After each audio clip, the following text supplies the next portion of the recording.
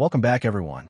Before we dive in, make sure you drop your thoughts and the lessons you took from this story in the comments. And don't forget to like and subscribe. Let's get into it. My name is Terrell Johnson. I am 34 years old, and I have learned that a person can destroy years of effort with one sentence. I spent 4 years building a relationship with my in-laws. My wife destroyed it in under 10 seconds. It was a Sunday afternoon in July. Houston heat pressed down on the neighborhood, hovering a little over 100 degrees, the kind of heat that made the air shimmer above the pavement. I had been at Charles and Denise's house since 9 that morning, helping set up for the family barbecue. The smell of mesquite smoke mixed with chlorine from the backyard pool. Ice clinked against glasses on the patio table, condensation running down the sides. I had brought Denise's favorite coleslaw, made from scratch. I spent 2 hours on it that morning, chopping cabbage and carrots, mixing the dressing just the way she liked it. Vinegar sharp, a little sweet, plenty of black pepper. I wore the dark blue polo shirt they had given me for my birthday. I had even cleaned my truck inside and out before driving over, wiping the dashboard until it shined, vacuuming every corner. Everything had to be perfect. With them, it always had to be perfect. By 3 o'clock in the afternoon, I thought I had finally made it. Tiffany's brother Lionel was in the yard, throwing a football with my brother Leon's boys. Kids splashed in the pool, shouting and laughing. Charles and I stood by the grill talking about his latest real estate project, a small development on the north side of town. For the first time, I felt like I belonged, like I was not just the guy Tiffany had married, but part of the family. Then Denise asked the question. We were all sitting under the covered patio, the adults relaxing while the kids played, and the sun slid a little lower in the sky. Denise smiled at Tiffany and me, her voice light and hopeful. She said, "So when are you two giving us grandchildren? Leon's boys need cousins to run around with."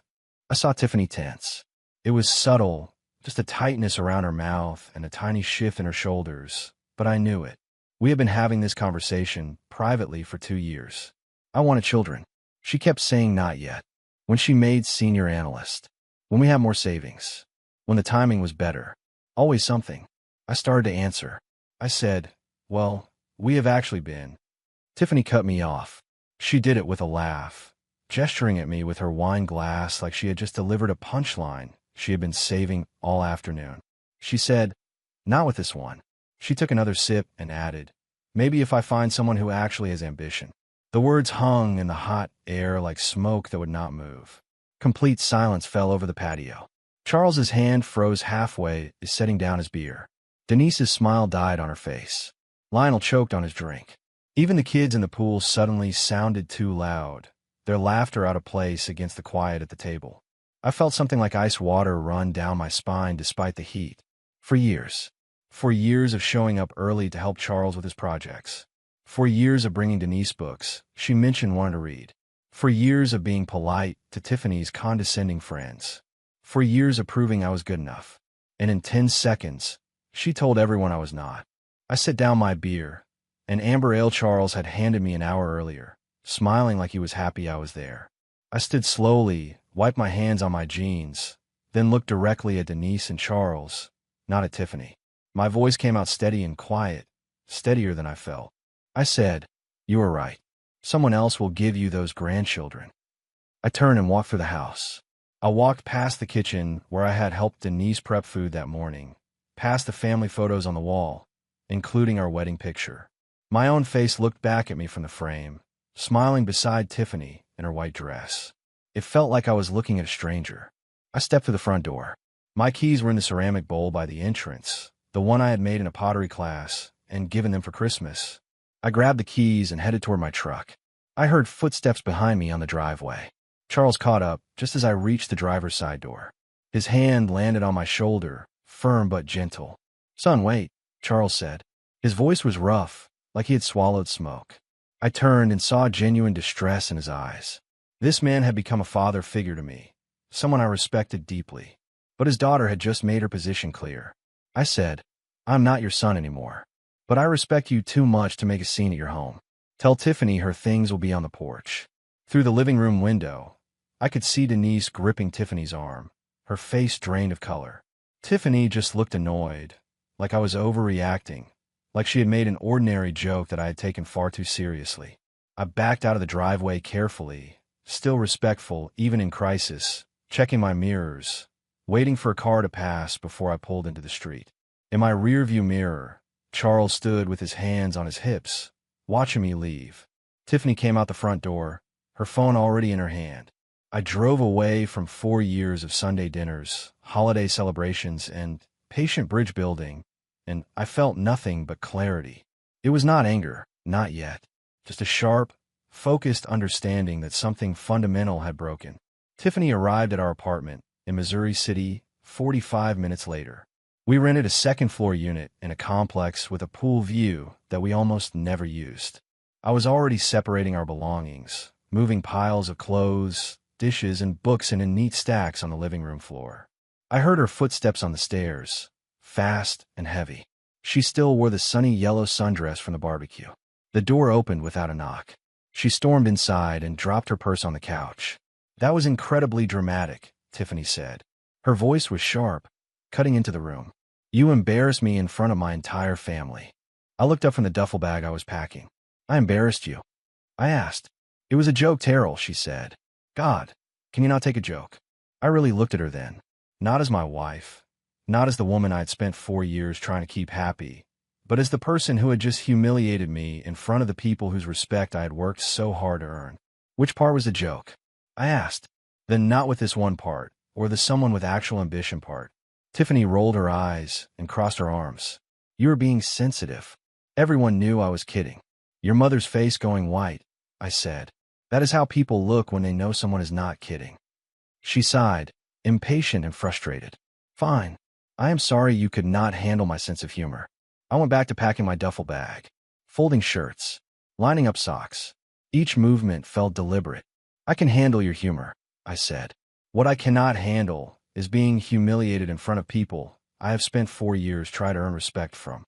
"So what?" she asked. "You were just leaving over one comment." "No," I said. "I am leaving because you meant it. You said it out loud today, but you have been thinking it for a while." She looked at the half-packed bag. Her voice dropped. "Where are you going to go?" "Leon's place," I said. "I will be back Tuesday for the rest of my things." I walked out. I did not argue. I did not shout. I did not slam the door. I just left. 4 years of proving myself. And in 10 seconds she told everyone what she really thought, that I was not good enough.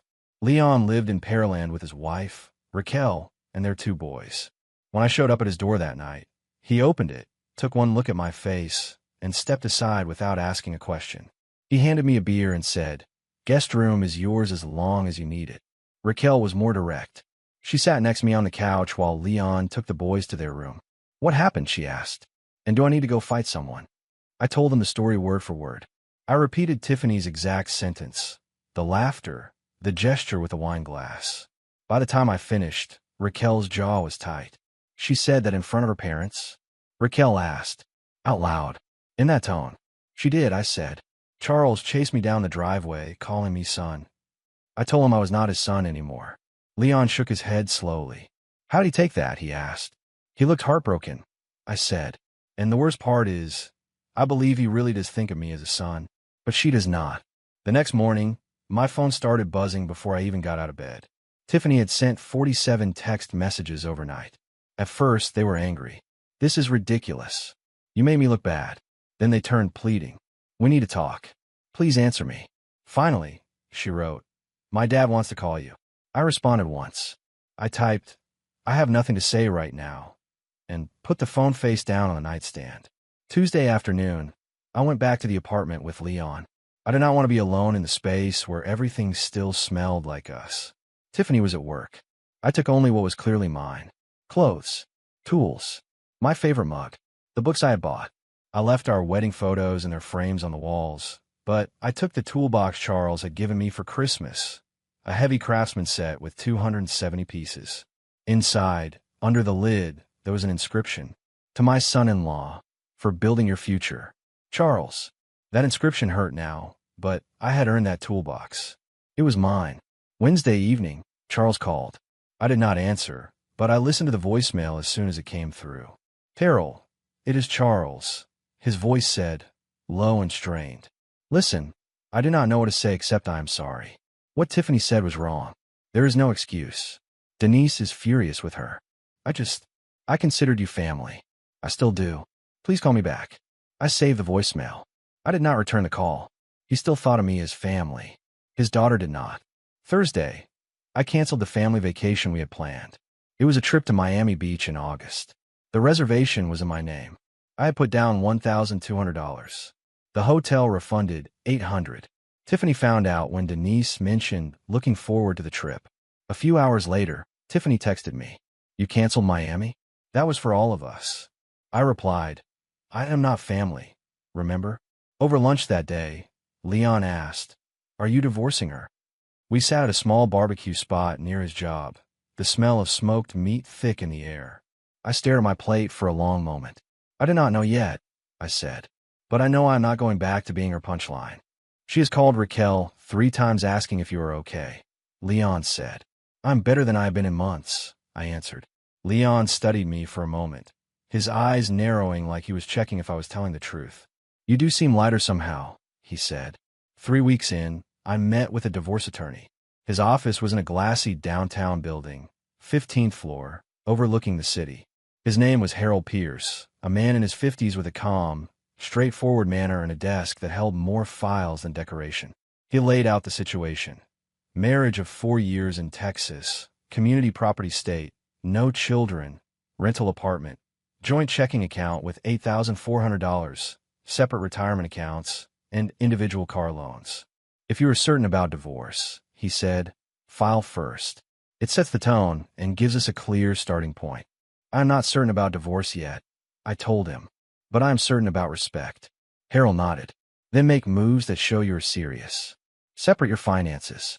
Establish residency elsewhere. Document everything. If you decide later to file, we will be ready." The consultation cost $350. Filing would be $5,000 if I proceeded. I paid the fee and took the packet of paperwork he handed me.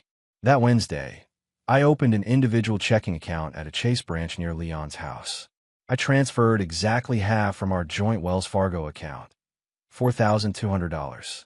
In the memo line, I wrote, "Separated finances as of July 22nd. Remaining balance is yours. Terrell." I updated my direct deposit information at work, so my next paycheck would go to the new account. I kept the joint account open, but stopped contributing. Thursday evening, Denise showed up at Leon's house. Raquel let her in but stayed in the living room with us, sitting on the edge of the armchair like she was ready to step between us if things went badly. Denise looked tired. There were faint shadows under her eyes that had not been there before. She held the glass of water Raquel had given her, but barely touched it. "I need to apologize to you," Denise said. "You did not do anything wrong," I said. "You were sitting there like everyone else." "I raised her," Denise said. Her voice shook slightly. "Somewhere along the way, she learned it was acceptable to treat people she claims to love like that. I failed as a mother." "Denise," I said softly. "You did not." "Let me finish," she said. "What she said was cruel. It was disrespectful to you, to us, to the concept of marriage itself. Charles and I have been married 34 years. We have had hard times, but I have never publicly humiliated him the way she humiliated you." I swallow hard. "I appreciate you saying that," I said. "I'm not saying it for appreciation," she replied. "I'm saying it because it is true. You have been nothing but respectful and kind to our family. You show up. You help. You remember birthdays. You brought me that book on behavioral economics just because I mentioned it once in passing. I wanted you to like me," I admitted. "We do like you," Denise said. "We love you. That is why watching you walk away broke my heart. But I understood it." She set down the water glass and clasped her hands tightly. "What can I do?" she asked. "Nothing," I said. "This is between Tiffany and me. She does not understand why you will not talk to her," Denise said. "Because talking requires respect," I answered. "And she made it clear she does not respect me." "She does," Denise said quickly, then stopped. She took a breath. "She has always used humor as a shield." "That was not humor," I said. "That was honesty dressed up as a joke." Denise was quiet for a moment. "Terrell, can I ask you something? Be honest with me." "Of course," I said. "Did you think I was one of the people who believed you were not good enough for her?" Denise asked. I hesitated, then nodded. "In the beginning, yes. I noticed every question about my job, every little comment about Tiffany's degree." Denise took a long breath. "In the beginning, I did worry she was settling," she said. "She has her master's degree. You did not finish college. She makes $95,000. You make $52,000. On paper, I had concerns. And now, I asked. Now I know that numbers do not show character, she said. You are the first person to offer help. You are reliable. You are kind. You treat her better than she treats you. And I am ashamed I ever judged you on a salary. Thank you for being honest, I said quietly. Will you give her another chance? Denise asked. I looked at my hands. The calluses from my construction job had grown rougher lately, my work more intense as I tried to keep my mind occupied. I do not know yet, I said. Denise left me her private cell number, written in neat script on a small notepad page. She told me to call if I needed anything, for any reason. Then she hugged me tightly before she left, holding on a little longer than usual. Friday of that same week, I took off my wedding ring. I sat on the edge of the bed in Leon's guest room, twisting it around my finger, staring at the pale, tan line underneath. Then I slipped it off and placed it in a small envelope along with a note. The note read, "Until you can treat me with respect in public, I will not wear the symbol of our marriage." I addressed the envelope, mailed it to Tiffany, and tried not to look at my bare hand for the rest of the day. Week 4, Tiffany started showing up at Leon's house. The first time I was not home. Leon told me about it later.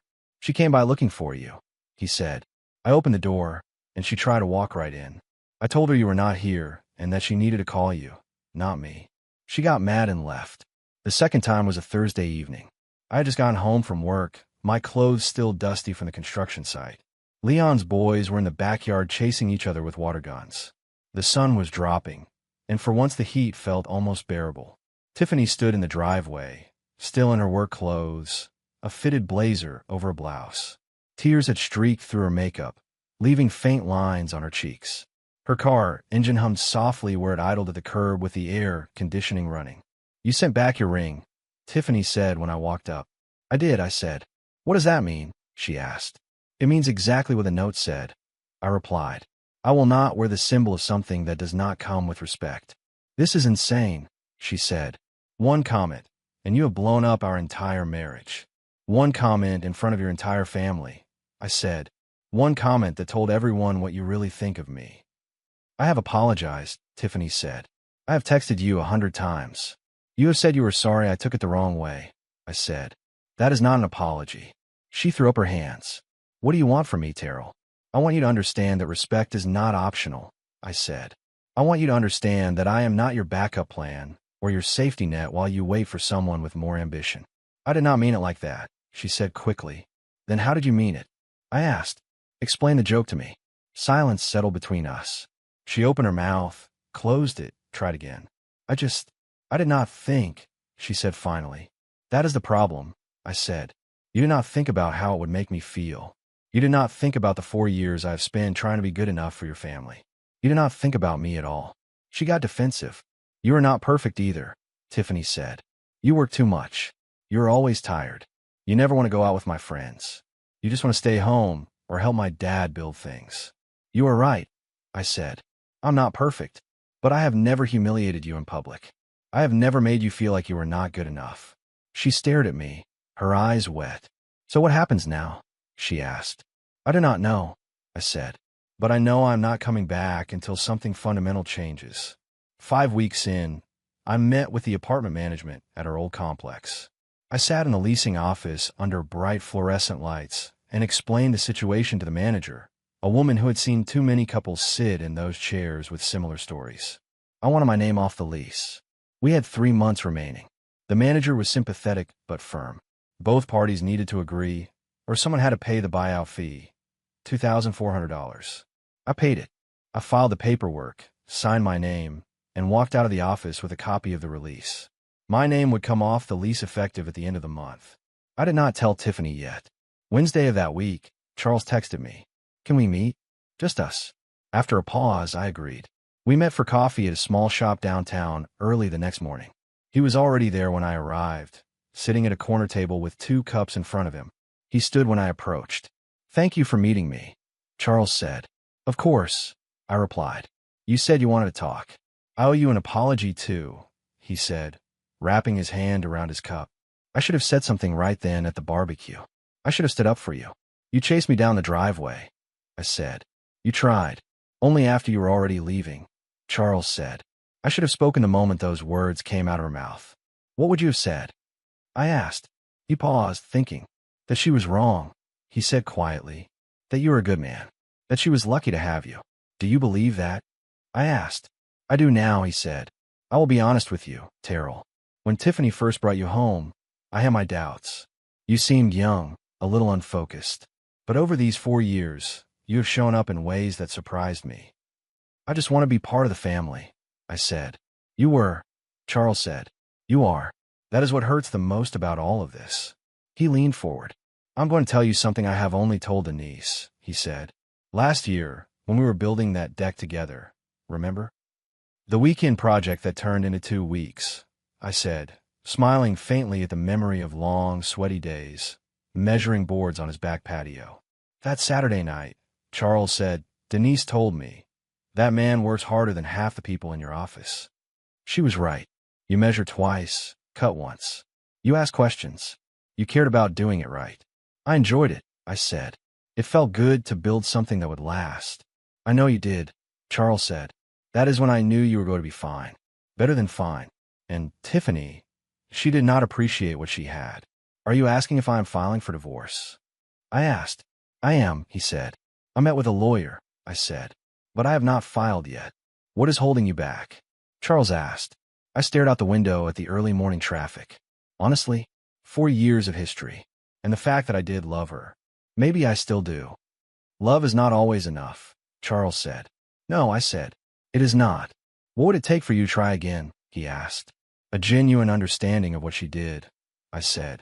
Not just an apology because she got called out. Real change.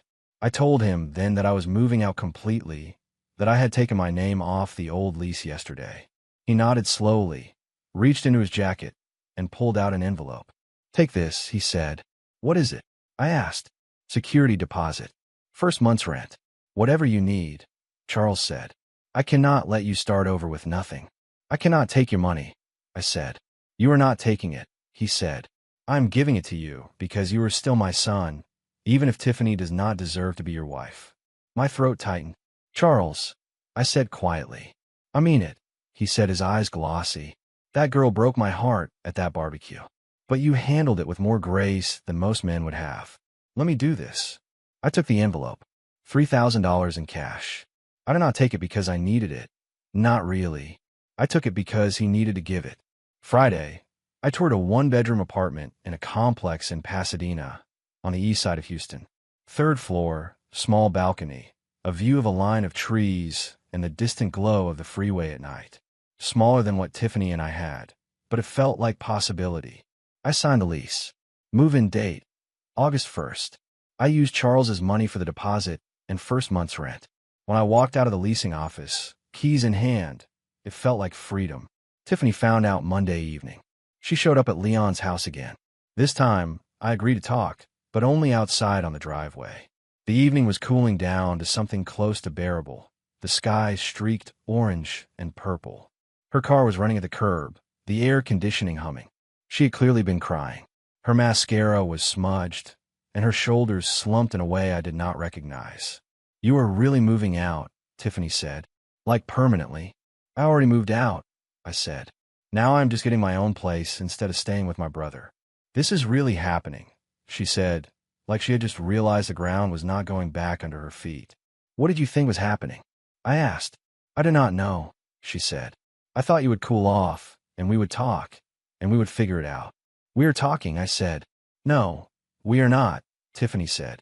You are just making all these decisions without me.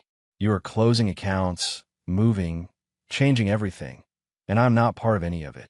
Like you made the decision to humiliate me without consulting me first, I said.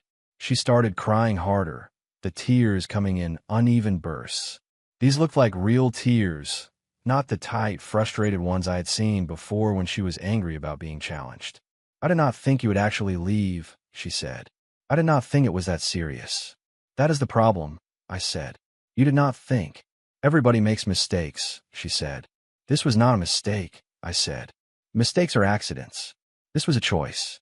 You chose to make that comment. You chose those specific words. You chose to laugh while you said them. Do you know what the worst part is? I asked. What? She whispered. I spent 4 years trying to prove I was good enough, I said. 4 years of showing up early to help your dad. 4 years of bringing your mom books. 4 years of being polite to your friends, even when they made it clear they thought you married down.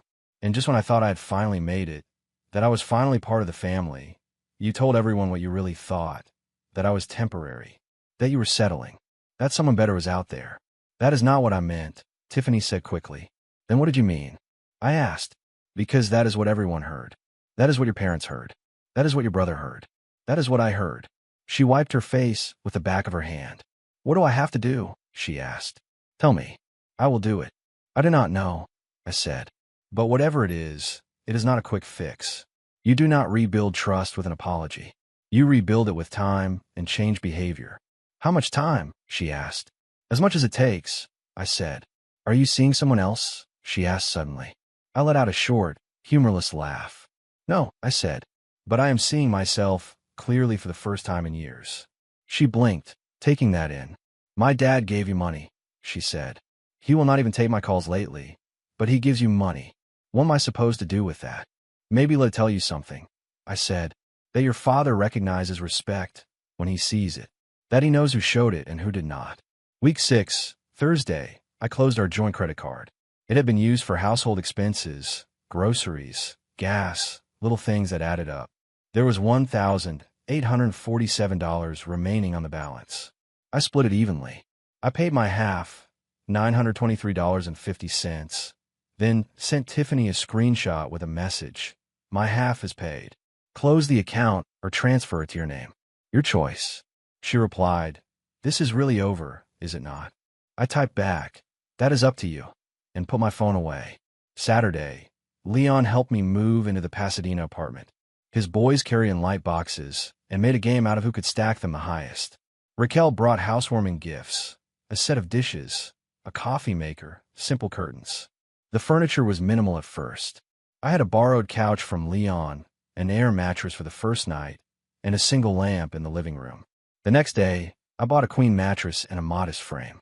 Setting up the apartment felt strangely therapeutic. Every item I unpacked was mine, not ours. Mine. My mugs, my tools, my shirts, my books, my choices. Sunday afternoon, Tiffany showed up at the new place.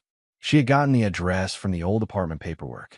The doorbell rang while I was on the floor assembling an IKEA bookshelf, boards and screws spread out around me like a puzzle. She pushed the door open as soon as I unlocked it, stepping inside without waiting to be invited. She looked around slowly, taking in the bare walls and the boxes stacked against them. So this is it, she said. This is your new life without me. How did you get this address?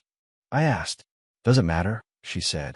You did not give it to me, obviously. I did not give it to you for a reason, I said. She scanned the room again. 1 bedroom, no dining room, she said. You gave up our apartment for this. It is not our apartment anymore, I said. And yes, I chose this. This is pathetic, she said quietly. You should leave, I said. My voice was calm, but my hands tightened around the edge of a bookshelf plank. Why? She asked. Because you have moved on? Because you are doing so great without me. Her tone turned bitter. You know what I think? I think you're being a child. I think you're punishing me so you can feel powerful. I'm not punishing you, I said. I am protecting myself. From what? She demanded. One comment. I finally raised my voice. From being disrespected, I said. From being treated like I am not good enough. From spending the rest of my life wondering when you will find someone with more ambition and leave me. She stepped back like the words had hit her. I would not have left you, she said softly. But you thought about it, I said. That is what that comment was. That was you telling everyone you were keeping your options open. She sagged against the wall. Fine, she said quietly. You want the truth? Yes, I said. I do. I have wondered if I settled, Tiffany said. You do not have a degree. You are not climbing any corporate ladder. My friends ask why I am with someone who works in construction. My colleagues at the office do not understand why I did not marry someone on my level. And sometimes I wonder if they are right. There it is, I said. What? She asked. The honesty, I said. That is all I ever wanted. Not the lie that it was just a joke. The actual truth. I did not mean, she started. You didn't mean it, I said. And now we both know where we stand. You want to know something? I asked after a moment. I'm glad you said it. What? She asked, genuinely confused. That comment at the barbecue hurt like hell, I said. But it woke me up. It showed me that I have been trying to earn the approval of someone who is never going to give it. Because in your eyes, I will never be enough. My salary will never be high enough. My lack of degree will always be a mark against me. I will always be the man you settled for. That is not fair, Tiffany said. I love you. Is it not? I asked. You just admitted it. You wonder if your friends are right. You question why you are with me. You think you married down. I'm not ashamed of you, she said desperately. Really? I asked. Then why did you make that joke? Why did you need to make your family laugh at my expense?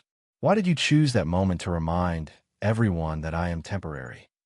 She broke down completely then, sliding down the wall until she was sitting on the floor, her shoulders shaking. It was not about you, she said through tears.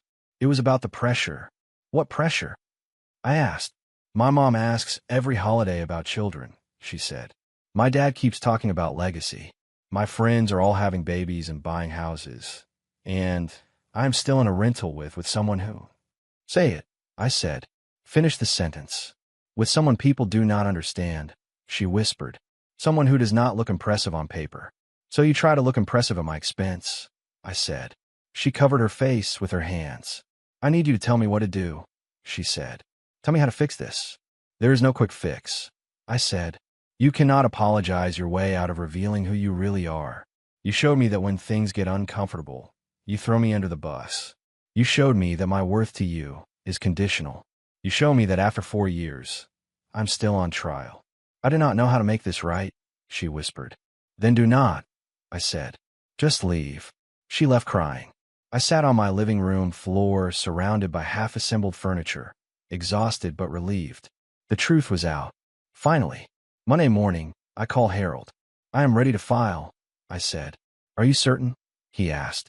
She showed up at my apartment, I said. She finally told the truth. She thinks she's settled. She is embarrassed that I do not have a degree. She is embarrassed when her friends ask about me. Harold was quiet for a moment. That is painful, he said. I am sorry. Do not be, I said. I would rather know the truth than keep pretending. Come in Friday, he said. We will start the paperwork. Wednesday evening, Leon came over with a 6-pack of beer.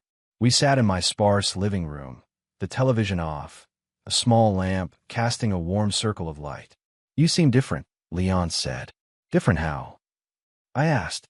Lighter, he said. Sadder, but lighter. I know what you mean, I said. It is like I've been carrying this weight of trying to be enough. And now that I have dropped it, everything feels different.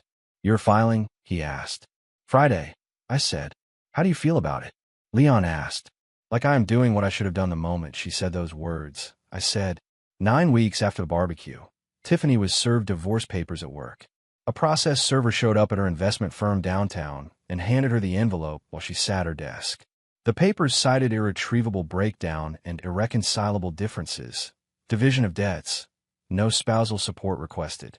It was as clean as a divorce could be on paper. Tuesday evening, Tiffany called. For the first time in weeks, I answered. You actually filed, she said. Her voice sounded smaller than I remembered. I told you I would, I said. I did not believe you, she said. That has been the problem, I said. You never believed I would stand up for myself. Is there any chance? She began. No, I said. I have heard enough. I heard you at the barbecue. I heard you at my apartment. I heard the truth. That is enough. Thursday, Denise called. I heard you filed, she said. I did, I said. I cannot say I am surprised, she said. I'm disappointed, but not surprised. I'm sorry it came to this. Do not be sorry, I said. Tiffany did this. She broke something that did not need to be broken. I appreciate everything you and Charles did for me. I added. Terrell, listen to me, Denise said. You're going to be fine. Better than fine. Some woman out there is going to appreciate what my daughter could not see. Thank you, I said. Can I ask you something? Of course, she said. If she changed, really changed, would you want me to reconsider? I asked. Denise was quiet for a long moment. I do not know, she said finally. But it does not matter what I want. What matters is what you can live with. I do not think she can change who she is at her core, I said. I think she will always believe she settled. And I deserve someone who knows they won. Month 4. We had our mediation meeting. The 60-day waiting period had passed. The split was straightforward. No shared assets beyond the cars we already owned separately. Tiffany kept the apartment until the lease ended. I kept my place. In week 2 of month 4, Charles asked me to lunch again. Same coffee shop. Same corner table. I'm not here to plead Tiffany's case, Charles said as soon as we sat down. Good, I said, because I would not listen. I am here to tell you that she is different, he said. I do not know if it matters to you, but she is genuinely different. People do not change, I said. Some do, he said. Some do when they lose something they cannot replace. He told me what she had been doing. Tiffany had quit her job at the investment firm, the one where she was embarrassed by my work. She had taken a position at Habitat for Humanity, working with people building homes. It came with about a 30% pay cut, but she did it anyway. She told Denise, Charles said, that she spent 4 years with a man who helped people build things, and she was embarrassed because he did not have a title. Now she is literally helping people build homes. She said maybe now she will understand what mattered. She is in therapy twice a week, he added. She is not dated. She is working on herself. I'm glad she is figuring herself out, I said. But that does not change what happened. I know, Charles said. I just wanted you to know that if you ever wonder whether she understood, she did. Too late, but she did. 5 months in, we finalized a divorce at the Harris County Family Court. Both of us stood in the courtroom with our attorneys while the judge went through the standard questions, her tone neutral and practiced. The process was cold, procedural. Our marriage was reduced to numbers and signatures and a few sentences in legal language. The judge granted dissolution, effective immediately. In the hallway outside the courtroom, Tiffany caught up to me. Can we talk? She asked. Just 5 minutes. My attorney shook his head slightly, but I said, 5 minutes, and stepped a few feet away with her. Tiffany looked different. No makeup. Simple clothes. None of the polished, confident image she had always kept up before. Her eyes were red, but her voice was steady. I know it is too late, she said. I know that. I just want you to know that I understand now what I did and why it was unforgivable. All right, I said. I hear you. I spent 4 years with someone who showed up, she said. Someone who helped, who cared, who tried to connect with my family. And I could not see it because I was too busy comparing you to some imaginary standard I got from people who do not matter. I'm glad you figured that out, I said. I quit my job, she said. I am working at Habitat for Humanity now, building homes with people, getting my hands dirty. Every day I am out there, I think about how you would have loved this work. How you try to tell me that worth is not measured in salaries and titles. That is good, Tiffany, I said. I hope it makes you happy. It does not, she said softly. Because I lost you. I did not expect you to forgive me. I did not expect anything. I just needed you to know that you were right about all of it. I thought I settled, and I was wrong. So incredibly wrong. I appreciate you saying that, I said. Is there any universe where we could start over? She asked. Not now, not soon, but someday. I thought for a moment. I do not know, I said. But I do know that I cannot be with someone who is ashamed of me, even if they eventually realize they should not have been. Tiffany nodded slowly. Understood, she said. I hope you find someone who sees what I could not. I hope you find yourself, I said. We walked away in opposite directions down the hallway. For the first time in months, I felt peaceful. It was over. Really over. Month 6, I settled into my new life. My woodworking hobby expanded. I started with small things, cutting boards, shelves, picture frames. Then I built a coffee table from scratch using Charles's toolbox, the metal latches clicking open and shut as I chose each tool. I still work my regular construction job during the day, but having a creative outlet made the evenings feel different. I began spending more time with Leon's family again, coming over for dinner once a week, helping the boys with their homework, and teaching them how to sandwood without rushing. My relationship with Charles and Denise continued. We texted occasionally, small things, photos of a project, an article about housing, a picture of Denise holding a book I had recommended. Once every few weeks, we met for coffee or lunch. They never pushed me to reconsider Tiffany. They just treated me like family. I finished building a dining table for Leon's family, a solid oak piece with smooth, rounded edges so the boys would not hurt themselves. When we carried it into their dining room, the smell of fresh stains still faint in the air, Leon stepped back and whistled. This is incredible, Leon said. You made this with your own hands. I did, I said. I ran my fingers along the edge, feeling every hour of work in the grain. Raquel ran her hand over the surface. You are really talented, Terrell, she said. You could sell these. Leon's older son, Jalen, grabbed my arm. Uncle Terrell, will you teach me build stuff? He asked, his eyes bright. Absolutely, I said. We will start with a birdhouse, and if you do not rush, we will move up to something bigger. 6 months earlier, I had been standing in a backyard in Houston, thinking I had finally made it. I thought I had finally earned my place in a family that would always see me as less than. Then 4 words shattered that illusion. Not with this one. At the time, it felt like the end of the world. Now, standing in Leon's house, watching his son hold a sanding block with careful hands, I understood something else. Those 4 words had not been an ending. They had been a beginning. I spent my Saturdays at a local farmer's market, selling my woodwork at a small table beneath a white canopy, cutting boards lined up in neat rows. Small side tables leaned against the back of the booth. People wandered by, touching the smooth surfaces, asking questions. One afternoon, a woman stopped by my table and picked up a walnut cutting board. She inspected the edges, the finish, the heft of it in her hands. Did you make all of these? She asked. I did, I said. They are beautiful, she said. Real craftsmanship. You can see the care in the details. I smiled. Thank you, I said. She bought the cutting board. We chatted for a minute about how to care for the wood, how often to oil it. Then she walked away, and I realized something simple and important. Someone had just appreciated my work for what it was. Not my degree, not my salary, my actual skill and effort. Denise called me in week 3 of month 6. I just wanted to check on you, she said. How are you really? I am good, I said. Really good, actually. I am glad, she said. You deserve to be good. How is Tiffany? I asked. She is finding her way, Denise said. Still a habitat. Still in therapy. Still alone. She is quieter now. Less sure of herself, but more honest. I hope she figures it out, I said. Can I tell you something? Denise asked. Sure, I said. That day at the barbecue, when you walked away, she said, I knew we had lost you. But I also knew you were going to be all right. Because anyone with enough self-respect to walk away from disrespect is going to land on their feet. Thank you, Denise, I said. That means a lot. You will always be part of our family, Terrell, she said. Even if Tiffany is no longer part of yours. Week 4 of month 6, I stood at my farmer's market table as the late morning sun warmed the pavement. People moved between booths carrying bags of produce and flowers. A light breeze lifted the edge of my canopy. A man stopped to examine one of my side tables. He ran his hand across the top, testing for rough spots.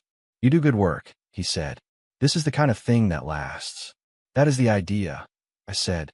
To build something that will still be here when the quick, cheap stuff falls apart. He nodded, thought for a minute, then bought the table. As I helped him load it into his trunk, I felt a steady calm in my chest. I was building something of my own now. My life, my work, my future. 6 months earlier, I had driven away from a family barbecue with nothing but a duffel bag, a toolbox, and the painful echo of 4 careless words in my ears. Now, I was hosting my own barbecue at my apartment complex's small courtyard. Leon's family came. Charles and Denise came, carrying a pan of macaroni and cheese and a homemade peach cobbler. The boys splashed in the small community pool while smoke from my grill drifted upward into the evening sky. We ate at a picnic table I had built myself, the wood still carrying a faint scent of stain. Charles complimented the workmanship, tapping the legs to test their strength. Denise asked for the coleslaw recipe, shaking her head at how long it had taken her to admit how much she liked mine. As the sun slid down and the air cooled, Jalen came over with a plate in his hand. Uncle Terrell, he said, when can we build that birdhouse? Next Saturday, I told him. Come by early. We will do it right. He nodded solemnly like we had just made a serious contract and ran off to play with his brother. I looked around the courtyard, at Leon laughing with Charles over some old story, at Denise talking with Raquel, at the boys chasing each other between the tables, at the grill I tended, the food I had seasoned, the table I had built. It hit me then, simple and clean. I had walked away from a place where I was tolerated, not appreciated. And somehow, in the space I cleared, respect had found me again, not as something I had to beg for, but as something that flowed naturally from the people who saw me clearly. The night settled in. Someone turned on the string lights above the courtyard. The boys begged for one more round in the pool. Raquel stacked plates. Charles handed me another beer, clinking the bottle lightly against mine. "I am proud of you," he said quietly. "Not just for the way you handled everything with Tiffany, but for the life you are building now." I looked at the man who still called me son, even though the legal tie that brought us together had been cut. "I'm proud of it too," I said. 6 months earlier, for words had torn open everything I thought I knew. Not with this one. They had forced me to stop measuring myself against a standard that never had anything to do with my character.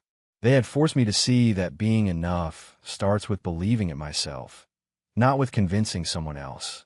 I stood there in the glow of the string lights, the smell of charcoal and peach cobbler in the air, the sound of my nephew's laughter echoing off the courtyard walls, and felt something steady settle inside me.